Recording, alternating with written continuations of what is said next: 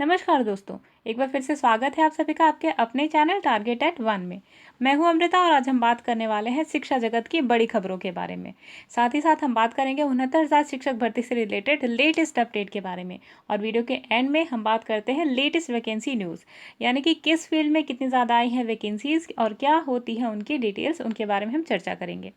तो चलिए बढ़ चलते हैं पहली खबर की तरफ। पहली खबर आप सभी के लिए बहुत ही ज़्यादा इंपॉर्टेंट है और ये 69,000 शिक्षक भर्ती से रिलेटेड है। 7 जुलाई को सुप्रीम कोर्ट में शिक्षा मित्र अपना पक्ष रखने वाले हैं। ये काफ़ी बड़ी न्यूज़ है आप सभी के लिए। और 7 जुलाई को वो शिक्षा मित्र जो 60 और 65 पे पास थे वो भी अपना पक्ष रख सकते हैं। और ये सूबेदार सिंह एंड अदर्स एसएलपी की टीम की IA कनेक्ट होने के कारण ही ये मामला लिस्टेड हुआ है। तो अब देखना ये है हमें कि जब 60, 65 और 40, 45 जो शिक्षा मित्र हैं, अगर वो एक साथ मिल जाते हैं तो किस तरीके का जो फैसला है वो सामने देखने को आ सकता है। और क्या आपको लगता है कि जो 40-45 वाले जो शिक्षा मित्र हैं, जिनके लिए 37,000 पद करीब रोक के रखे गए हैं, तो क्या फैसला उनके हक में आएगा? क्योंकि जितने भी कैंडिडेट्स हैं उन्होंने देखा है कि रिजवान अंसारी की टीम जो है काफ़ी स्ट्रॉन्ग मुद्दा रखती है सरकार के सामने। और रिजवान अंसारी की टीम को अगर देखा जाए तो काफ़ी इंपॉर्टेंट जो उनका पक्ष है वो रख देते हैं। और जो जज हैं उनकी बातों से कहीं ना कहीं अफेक्ट होते हैं, क्योंकि जो उनका मुद्दा होता है काफ़ी टफ होता है। तो ये वकील का जो टैलेंट है उसको भी यहाँ पे देखना है कि किस तरीके से वो मुद्दे ढूंढ ढूंढ कर लेकर आते हैं। और शिक्षा मित्र की उन्होंने सीट जो 37,000 होल्ड करवा ली है उसका क्या होता है। और रही बात 60 और 65 की शिक्षा मित्र की, तो कई सारे ऐसे शिक्षा मित्र हैं जो सॉफ्टवेयर की गलती के कारण जिनका भारांक नहीं चढ़ा है। और कई सारे ऐसे हैं जिन्होंने DLED कर रखा है। तो इन सारी चीज़ों के मामले में क्या रखा जाएगा पक्ष और क्या होगी सुनवाई, उनके बारे में लेटेस्ट अपडेट आपको इस चैनल पर दी जाएगी। तो अगर आपने हमारा चैनल सब्सक्राइब नहीं करा है तो प्लीज़ सब्सक्राइब कर लीजिए और नोटिफिकेशन बेल को दबाना बिल्कुल भी ना भूलें। अगली खबर भी आपके लिए ब्रेकिंग न्यूज़ 69,000 शिक्षक भर्ती से रिलेटेड। खबर क्या है? 7 जुलाई को होने वाली थी मॉडिफिकेशन एप्लीकेशन की सुनवाई, पर अब 14 को होगी सुनवाई और 14 को सुनी जाएगी ये आपकी जो मॉडिफिकेशन लिस्ट से संबंधित केस। और कुछ एडवोकेट ने ऑब्जेक्शन फाइल किया था और इस ऑब्जेक्शन के कारण जो डेट है वो 7 जुलाई से 14 जुलाई को शिफ्ट की गई है। तो यहाँ पर आप डिटेल्स देख सकते हैं कि ये जो कोर्ट है वो आपका होगा वर्चुअल कोर्ट नंबर 2 में। और डेट इसकी 7 और 2020 को पड़ी थी, लेकिन अब ये 14 को शिफ्ट हो गई। और किसके प्रेजेंस में केस सुना जाएगा?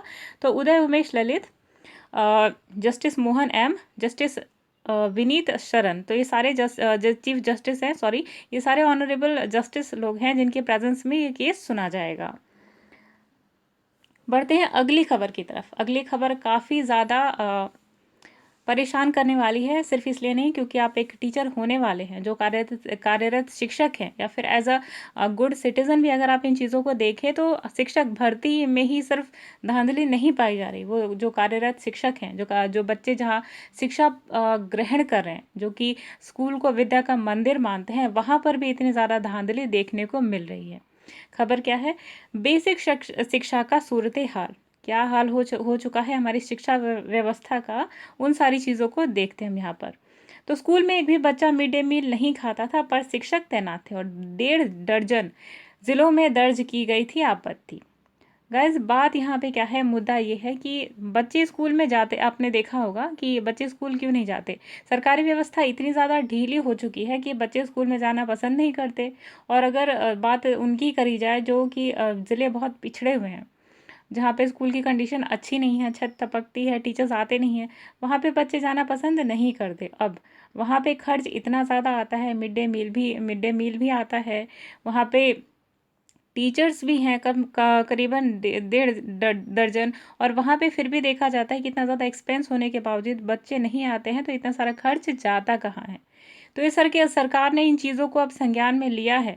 और मुद्दा क्या है गाइस, ये आप सभी को जानना ज़रूरी है। तो स्कूल में मिड डे मील एक भी बच्चा नहीं खा रहा था, लेकिन शिक्षक तैनात थे। उन्हें 38 लाख रुपए का भुगतान भी एक साल में कर दिया गया। वहीं स्कूल में शिक्षक तैनात नहीं, लेकिन चतुर्थ श्रेणी कर्मचारी तैनात हैं। कई स्कूल गांव में है, लेकिन मकान भत्ते का भुगतान शहरी दर से किया गया था। बरेली के इन मामलों में 50 लाख रुपए से ज़्यादा धनराशि खर्च की गई थी। ये केवल उदाहरण भरी है जिनमें सरकारी बजट का दुरुपयोग किया गया है। बेसिक शिक्षा विभाग में ऐसे कई मामले हैं जिन पर ऑडिट में आपत्तियां उठी हैं। तो स्थानीय निधि लेखा परीक्षा के वार्षिक प्रतिवेदन यानी 2017 से 2018 में उठाई गई इन आपत्तियों पर अब बेसिक शिक्षा अधिकारियों से जवाब मांगा गया है। तो गाइस कई सारे ऐसे मुद्दे होते हैं जिन पर आप सभी को संज्ञान लेना ज़रूरी है, सिर्फ इसलिए नहीं क्योंकि आप इस फील्ड से शिक्षा विभाग से जुड़े हुए हैं, सिर्फ इसलिए नहीं कि आप टीचिंग की तैयारी कर रहे हैं, सिर्फ इसलिए नहीं कि आप अपने बच्चों को सरकारी स्कूल में पढ़ाते हैं, सिर्फ इसलिए नहीं कि ये बच्चे आपके हैं, इसलिए भी क्योंकि आप हमारे देश के एक जिम्मेदार नागरिक हैं और आप सभी को इन चीज़ों को ध्यान में रखना ज़रूरी है। आखिर जब बच्चे स्कूल नहीं जाते तो उनके नाम पे जो खर्च जो सरकार हमारी देती है वो भुगतान जाता किधर है? तो कई सारी चीज़ें हैं जिन्हें देखने की आपको पैनी नज़र चाहिए। और क्या ऐसा अगर गाइस अगर इतना भुगतान होता भी है अगर स्कूलों में जब बच्चे नहीं जाते तो ये पैसे आखिर जाते कहाँ हैं? और जब बच्चों को मिड डे मील नहीं मिलता तो बच्चे आखिर स्कूल में आते क्यों नहीं हैं? और अगर बच्चे स्कूल में नहीं आते हैं तो टीचर वहाँ पर आके करते क्या हैं? ठीक, क्लास 4 के जो वहाँ पे एम्प्लॉयज़ तैनात हैं वो किसके लिए तैनात हैं? स्कूल की व्यवस्था कैसी है, क्लासरूम कैसे हैं, सारे क्लासरूम में फैसिलिटीज़ हैं या नहीं, फ़ैन है या नहीं, तो कई सारी चीज़ें हैं जो एक स्कूल की लचर पैरवी को दिखाते हैं। तो काफ़ी सेंसिटिव मुद्दा है, आप खुद सेंसिटिव हैं इन चीज़ों को लेकर और आप इन पे ब्रॉडली सोच सकते हैं। कई सारे पक्ष हो सकते हैं किसी भी चीज़ के, तो अब आप देख सकते हैं कि फर्जीवाड़ा एक छोटे स्तर से पहुंचकर कितने बड़े स्तर तक पहुंच चुका है।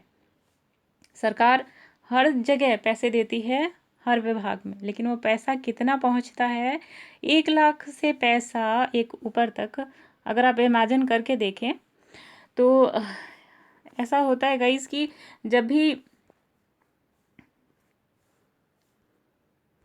एक स्तर से अगर सरकार यहाँ पे 1 करोड़ रुपए देती है किसी भी योजना के लिए तो नीचे आते आते वो 50,000 तक के करीब में एक्सपेंस हो जाता है। अगर एक विभाग में 50,000 खाया, दूसरे विभाग में 50,000 खाया, फिर उसके नीचे अधिकारी जो उसको ट्रांसफ़र करते हैं वहाँ 50,000 खाया, और घटते घटते ये जो राशि है 50 लाख या 50,000 के करीब में होती है। तो इन सारी चीज़ों में ये आखिरी पैसे जा कहाँ रहे हैं, किस विभाग में जा रहे हैं, कहाँ खपत हो रही है, तो इन सारी चीज़ों को देखना किनका काम है? और क्या एक अधिकारी नहीं होना चाहिए जो इस जगह पर काम करे, जो ये देखे कि कहाँ पे कितना पैसे खर्च हो रहे हैं? होने चाहिए। ठीक है, तो ये सारी चीज़ें बहुत ज़्यादा सेंसिटिव मैटर है और अब आप सभी को जाना ज़रूरी है। चलिए अगली खबर की तरफ बढ़ते हैं। अगली खबर है आपकी एलटी ग्रेड शिक्षक भर्ती से रिलेटेड। तो एलटी ग्रेड शिक्षक भर्ती के रिजल्ट पर बढ़ा असमंजस और आयोग ने स्थिति स्पष्ट नहीं करी है। तो ये खबर आपकी प्रयागराज से आ रही है कि एलटी ग्रेड शिक्षक भर्ती के तहत हिंदी एवं सामाजिक विज्ञान के लंबित परिणाम को लेकर असमंजस की स्थिति बढ़ती जा रही है। तो गाइस ऐसा क्यों हुआ? जब 15 विषय की जब वैकेंसी निकली थी तो 13 विषय के ही जो शिक्षक थे उनकी जो स्थिति थी वो साफ क्यों है, और क्यों दो जो विषय हैं वो अभी तक वेट में है? ऐसा इसलिए है गाइस क्योंकि जो हिंदी और सामाजिक विज्ञान है इन दोनों का रिजल्ट आउट हो चुका था और इनकी जो आंसर की थी वो डिस्ट्रीब्यूट हो चुकी थी।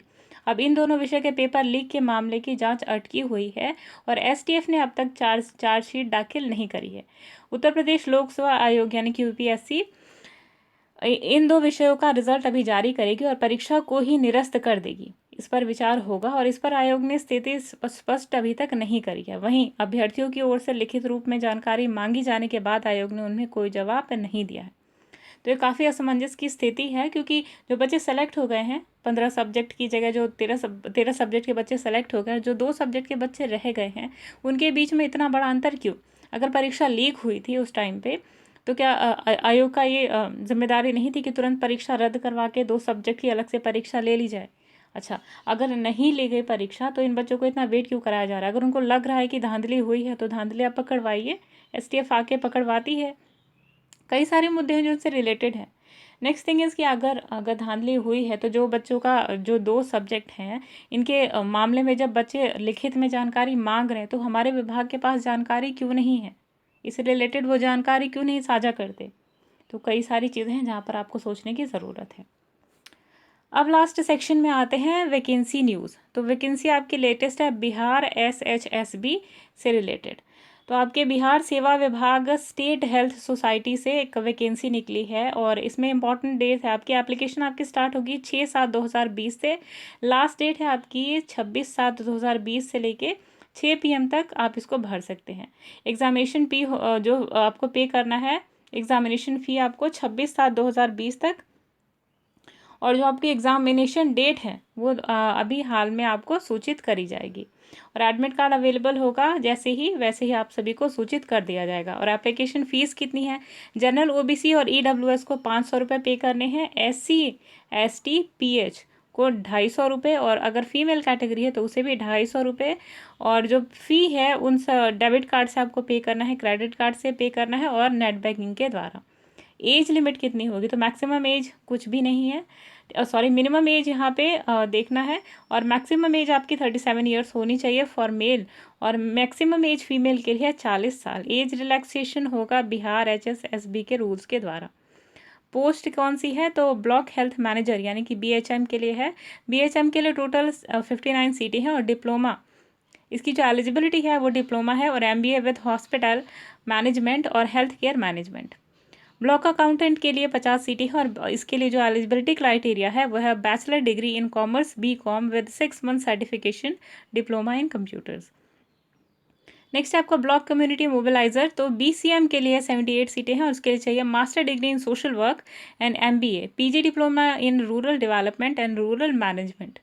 नेक्स्ट है आपका सीनियर ट्रीटमेंट सुपरवाइजर यानी कि STS के लिए 193 सीटें हैं, और इसके लिए जो एलिजिबिलिटी होनी चाहिए वो होनी चाहिए bachelor degree in science with diploma, और certificate in computers with valid driving licence with 2 wheeler vehicle.